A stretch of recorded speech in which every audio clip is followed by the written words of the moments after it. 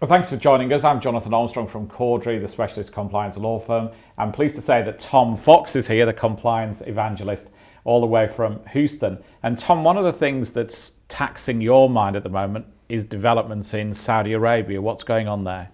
Right. So over the weekend we had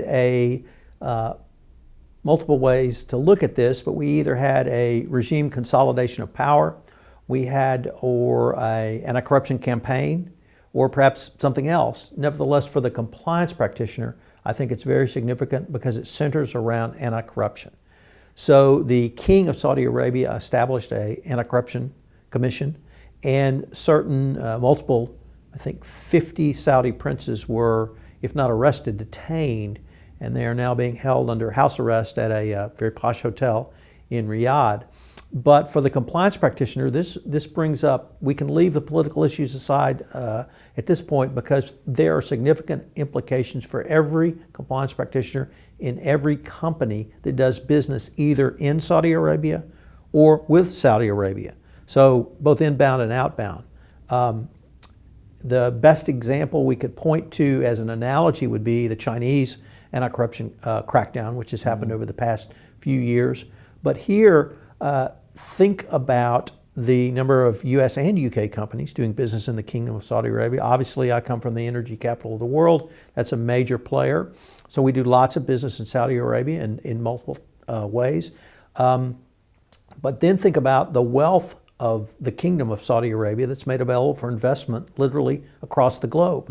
And we had one extremely high net worth individual, I think he's worth 18 billion, Prince Walid. Prince Al-Walid. Al-Walid. He was arrested, and he is a serial investor in Silicon Valley. And if any of these persons are convicted of the crime of corruption, they automatically go on a specially designated persons list or bad guy list or some list that would prevent you from doing business with them or at least raise a red flag. Well, that red flag is raised now. And if you're doing business, if you've used any of those persons as a local agent, and in Saudi Arabia you must have a local agent, you must have a joint venture partner, been in the energy industry and a joint venture partnered with several Saudi princes over the years, my companies have, to do business. All of those need to be reviewed now.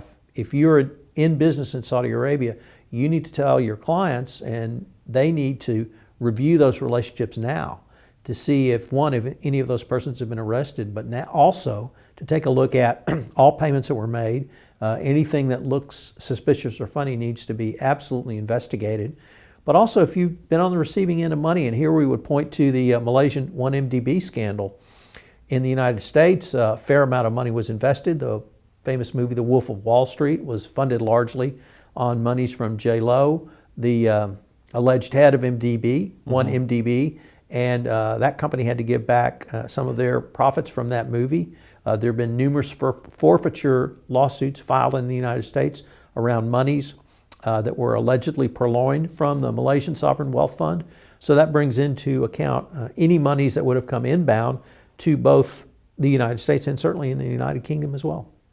And so how deep do you have to go in terms of that work? You know, if you look at Prince Al-Walid, for example, I know that he did have an interest in the Plaza Hotel in New York, which he disposed of, the Savoy Hotel here in London, Lyft.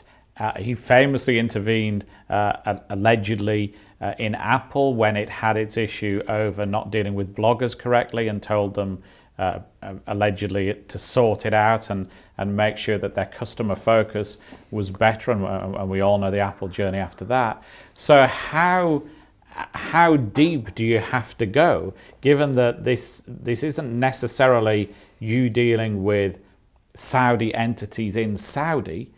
Do you have to look at the investments that you've got from Saudi entities in your own stock, the relationships that you have with organizations that provide hotel services, technology services, or whatever to your corporation, and are heavily invested in by Saudi entities? If a Saudi entity has invested money in a public company and they've simply bought stock and they're not controlling, you're probably on the lesser risk end of the scale. But if you've had direct investment, you're going to have to determine the source of that investment monies. And if that money was derived through corruption, your company could be in serious trouble. But also, it's companies doing business in the Kingdom of Saudi Arabia. They need to review those relationships. You need to review all payments. You need to review the request of payments. You need to review the entire purview of your third-party relationship to make sure you've documented each step. Because when a regulator comes knocking, they're going to want to see, how did you manage that third-party relationship? And if you do not have documentation supporting every step of the 5-step process, they're going to assume you didn't do anything or you didn't do it correctly.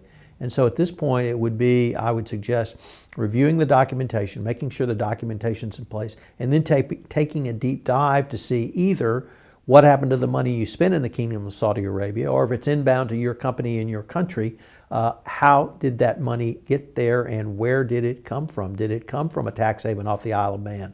Or, not to pick on a UK possession, but you name the tax haven perhaps where money was wired from, or did it come directly from the Saudi Sovereign Wealth Fund, or did it come from somewhere else? Yeah, well, a fascinating story. I'm sure it's going to run and run. And thank you for your thoughts on it, Tom. So do check back and watch more thoughts on some other compliance topics. Thanks for watching. My pleasure. Thank you.